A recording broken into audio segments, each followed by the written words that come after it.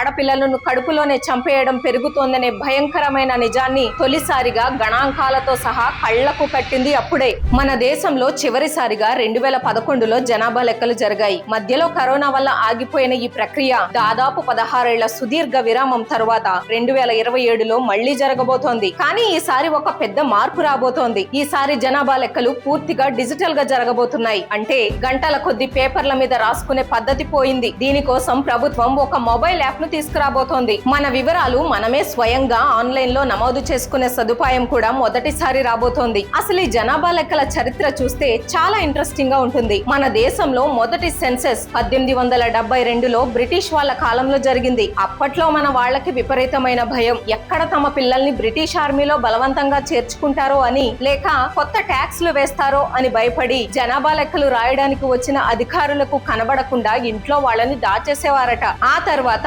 1951లో మనకు స్వాతంత్రం వచ్చాక జరిగిన మొదటి సెన్సెస్ అత్యంత కష్టమైనది. ఎందుకంటే దేశ విభజన వల్ల లక్షలాది మంది ప్రజలు భారత్ నుండి పాకిస్తాన్ కు, పాకిస్తాన్ నుండి భారత్ కు వలసలు వెళ్తున్న సమయం అది. చెల్లా చెదురైన ఆ కుటుంబాలను లెక్కించడం అప్పట్లో ఒక పెను సవాలు. ఇక 1991 సెన్సెస్ అయితే మన సమాజంలోని ఒక చీకటి కోణాన్ని బయటపెట్టింది. ఆడపిల్లల సంఖ్య దారుణంగా తగ్గిపోతోందని, ఆడపిల్లలను కడుపులోనే చంపేయడం పెరుగుతోందనే భయంకరమైన నిజాన్ని తొలిసారిగా గణాంకాలతో సహా కళ్లకు కట్టింది అప్పుడే. ఇక ఇప్పుడు 2027లో జరగబోయేది ప్రపంచంలోనే అతిపెద్ద జనాభా లెక్కింపు. ఎందుకంటే మనం ఇప్పుడు చైనాను కూడా దాటేసి 147 కోట్ల జనాభాతో మొదటి స్థానంలో ఉన్నాం. ఈ జనాభా లెక్కలు కేవలం తలలను లెక్కించడం మాత్రమే కాదు. ఈ డేటా ఆధారంగానే ప్రభుత్వాలు నిధులను కేటాయిస్తాయి, నియోజకవర్గాలను నిర్ధారిస్తాయి, మన భవిష్యత్తు కోసం పథకాలను రూపొందిస్తాయి. మరి ఈసారి డిజిటల్ గా మారబోతున్న ఈ సిస్టమ్ వల్ల